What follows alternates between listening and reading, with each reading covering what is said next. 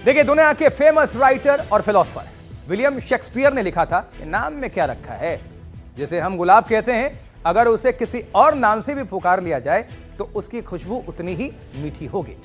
आज कचहरी में नाम की बात इसलिए चली क्योंकि मध्य प्रदेश की मोहन सरकार ने एक बड़ा फैसला लिया है। जी हां, फैसला भगवान श्री कृष्ण के नाम पर है। वैसे तो भगवान श्री कृष्ण के 1000 नाम हैं।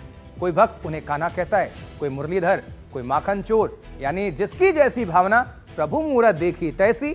लेकिन मध्य प्रदेश सरकार अब कृष्ण के नाम के साथ जुड़े माखन चोर के टैग को हटाने के लिए सामाजिक चेतना का अभियान चलाने वाली है। साहित्य और पाठ्यक्रम से भी माखन चोर शब्द हटाने की तैयारी है। लेकिन क्या धार्मिक ग्रंथों में माखन चोर शब्द वर्णन है? अगर है तो माखन चोर शब्द से परहेज क्यों? मोहन सरकार के इस फैसले को देश का संत समाज कैसे देखता है? अब जवाब के लिए इस रिपोर्ट को देखिए।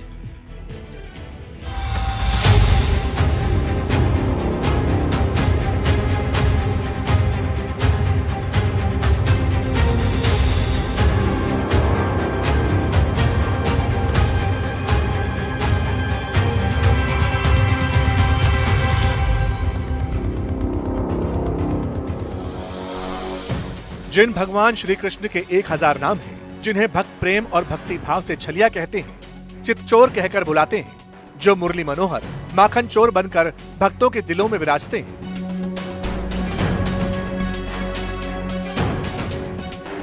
मध्य प्रदेश सरकार भगवान श्री कृष्ण से जुड़े उसी माखन चोर वाले नाम का टैग हटाने के मिशन पर है। खुद सीएम मोहन यादव का मानना है कि श्री कृष्ण माखन चोर नहीं थे। जाने अनजाने हम सब भगवान का माखन के प्रति जो लगाव है, लेकिन माखन के साथ भगवान का एक तरह से उस समाज में उस समय कंस के घर जो माखन जाता था, भगवान कृष्ण का वो आक्रोश भी था कि ये जो कंस हमारा माखन खा करके हम पे जो अत्याचार कर रहा है, तो माता पिता से लेकर गांव तक उन्होंने वो आक्रोश बताने के लिए बाल बाल की टीम बना करके एक अपना माखन अपन खाओ या छोड़ दो, मटकी फोड़ दो, लेकिन हमारे दुश्मन को माखन नहीं पहुंचना चाहिए। ये जो भगवान कृष्ण का दृष्टिकोण था, सच अर्थ में वो विद्रोह भी था उस समय का, जिसके आधार पर भगवान कृष्ण ने संदेश देने का प्रयास किया। जाने अनजाने हम भगवान के उस विद्रोह को पता नहीं क्या कहने लग जाते हैं। अब शब्द को बोलना भी बड़ा खराब लगता है। भगवान कृष्ण से जुड़े माखन चोर का टैग हटाने के लिए मध्य प्रदेश सरकार जन चेतना अभियान चलाएगी। धर्मगुरु, प्रबुद्ध जनों, कथावाचकों को भी सत्य और तथ्य से अवगत कराएगी। श्री कृष्ण के माखन चोर शब्द को साहित्य और किताब से हटाने की भी तैयारी है। क्या धारणाएं जो हम पर लाद दी गई और हम भी उसको लगभग मान लिया गया, जैसे कि माखन चोर वाला जो प्रसंग आपने जो सवाल उठाया है, जो माननीय मुख्यमंत्री जी ने जिसका जिक्र किया और जिसका सही धारणा बताने की कोशिश की है। जिस घर में नंद के परिवार में है, वो ब्रजमंडल सुख्यात रहा है गोधन के संदर्भ में, है ना, गो उत्पादों के संदर्भ में भी। तो जिस घर में बाबा नंद जो हैं वो गांव के मुखिया हैं, उस क्षेत्र के मुखिया हैं, तो मुखिया होने का मतलब नहीं कोई चुनाव हुआ है, कुछ हुआ है, तो जो सबसे समृद्ध जो काम कर रहे हैं, तो बाबा नंद के यहाँ लगभग 1000 से अधिक गाय हैं और दूसरे गोधन भी हैं। तो उनका जो दूध का उत्पादन है, उसका जो बाकी जो चीज़ें हैं, माखन है, घी है और जो दूसरे पदार्थ हैं, और उनके श्री कृष्ण के जो दूसरे साथी हैं गोपाल बाल सखा जो हैं, वो सब भी इसी परंपरा से जुड़े हुए हैं। तो उनके यहाँ भी गाय हैं, गोधन है, तो उत्पाद बहुतांश में है। तो अब ये कल्पना करना, माने ये हास्यास्पद ही है कि सब उन्होंने माखन चुरा लिया। ठीक है कि सूरदास जी ने और दूसरे लोगों ने उसको कविताओं में ढालने की कोशिश की है, तो वो उनका एक भाव है। कहते हैं भक्ति नहीं भाव बड़ा होता है। अगर भाव बड़ा है तो दिक्कत कहाँ है? श्री कृष्ण का एक नाम मोहन भी है, फिर क्यों मोहन सरकार को माखन चोर वाले शब्द से आपत्ति है? इसे लेकर संत, महंत और कथावाचक क्या राय रखते हैं? अगर मध्य प्रदेश सरकार की ये भावना हम समझ लें, तब तो भागवत जी को हम लोग मिथ्या मानेंगे, झूठा मानना पड़ेगा। मरकान भोक्षण विभजति स चेन्नाति भांडम विनत्ति, ये जो गोपियां आकर उल्हाना देती हैं कि तुम्हारा लाला हमारे घरों में आकर माखन की चोरी करता है, फिर तो ये झूठा हो गया। फिर तो ब्रजे बसंतम नवनीत चौरम गोपांगना नाम चतुकूल चौरम, ये जो श्लोक हैं, ये जो अष्टक हैं, जो स्तोत्र हैं, ये सब झूठे हो जाएंगे। आप कहां से कैसी बात करते हैं? पुराणों में ब्रह्म वैवर्त पुराण, पद्म पुराण आदि गर्ग संहिता सब जगह वर्णन है कि अनेक अनेक संतों ने कितनी साधना के बाद गोपी रूप में जन्म प्राप्त किया। उन सबकी भावना थी कि लाला मेरे द्वारा बनाया गया प्रसाद भोग लगाए, मैं जो ताजा ताजा माखन निकालूं। माखन चिकना होता है, चिकनाई को संस्कृत में स्नेह कहते हैं, इसलिए स्नेह की चोरी मेरे यहां पर आकर मेरा लाला करे। मोहन सरकार के फैसले पर कथावाचकों के प्रश्न उतने ही जटिल हैं जितना कि श्री कृष्ण से जुड़ा भक्तों का अखंड भाव। फिर नाम पर मतभेद क्यों? सीएम मोहन यादव के सांस्कृतिक सलाहकार डॉक्टर राम तिवारी के पास इन सवालों का जवाब विस्तार से मिला। मन के भाव है वो अपनी जगह है, लेकिन जो तथ्य है कि जिस घर में गोधन का, गाय के उत्पाद की इफरात हो, वो वहाँ चुराएगा क्यों? और अच्छा, ये नहीं किसी भी प्रसंग में मिलता है कि वो चुरा के अपने जेब में रख लिया, खा लिया, चले गए। सब जगह ये है कि साहब उनने खुद भी लिपटाया मुंह से और बाल सखाओं को भी कर दिया, मटकी है, हांडी, उसको फोड़ दिया, बिखेर दिया। तो कर क्यों रहे?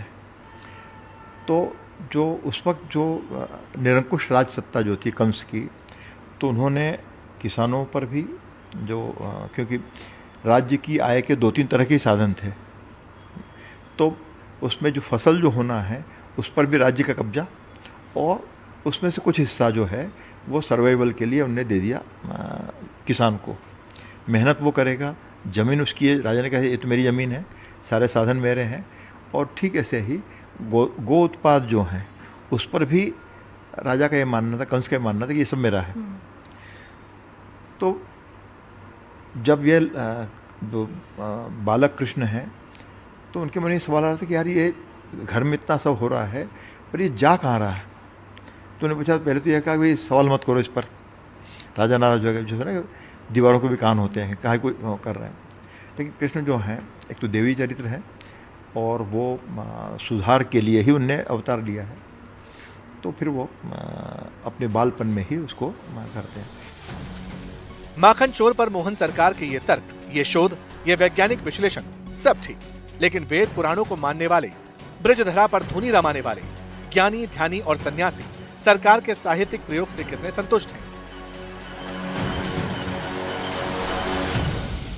अभी जैसे हम सुनने में आया है कि साहित्यकार कहते हैं कि माखन चोर नाम जो है, माखन चोर नाम जो है वो ऐसा क्यों करेंगे, और उनके पास ये है, गाय थी, वो थी।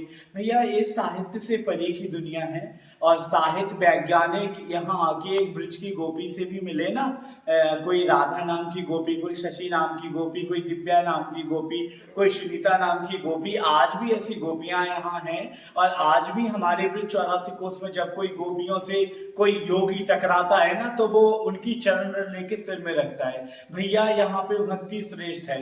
और रही बात साहित्यकारों की, साहित्यकार जब समझ सकेंगे जिनके साहित्य में श्यामा जी की चरण रज हो उनके सिर पर, और बांके बिहारी के भक्त हो, तब वो अपने साहित्य में श्याम सुंदर का वर्णन कर सकेंगे।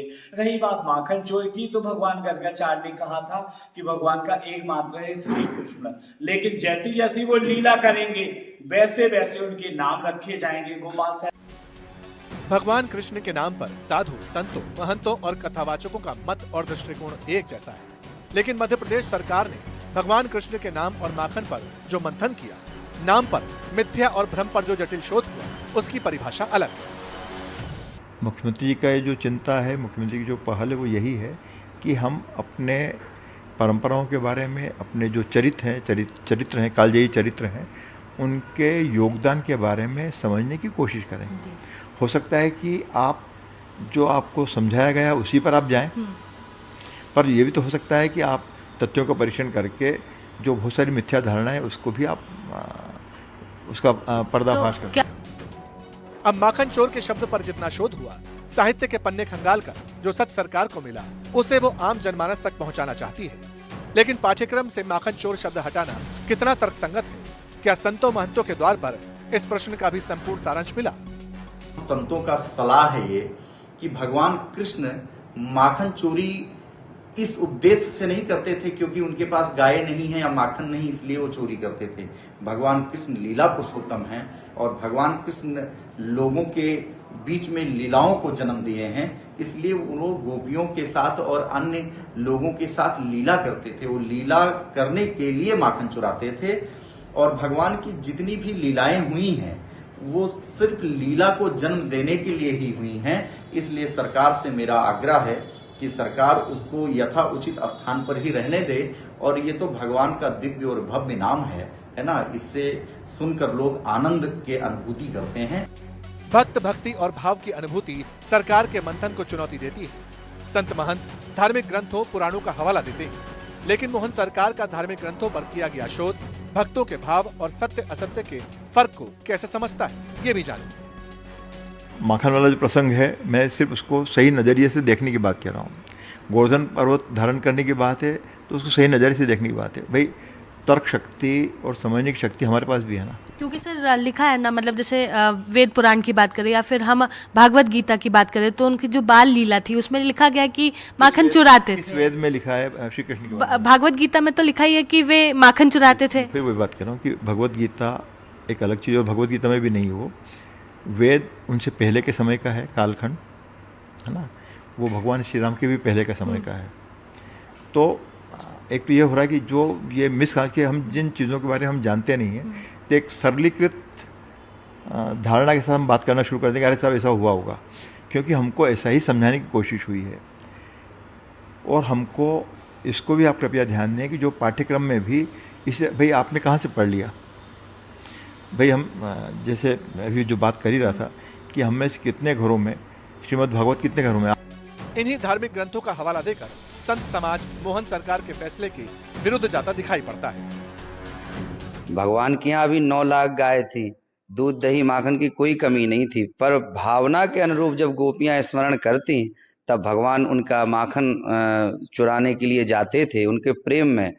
तो ये भावात्मक नाम है, कोई ऐसा नहीं कि भगवान को चोर कह रहे हैं, ये इसको हटा देना चाहिए। अनेक नाम और भी ऐसे हैं जो हमारे यहाँ रासलीला में बन नाचे नटनी को आली नंद को किशोर, तो नट भी कहा भगवान को, और छलिया भी कहते हैं, ग्वारिया भी कहते हैं। तो ये सब भावात्मक नाम है, भगवान को इन सब बातों में नहीं बांधना चाहिए।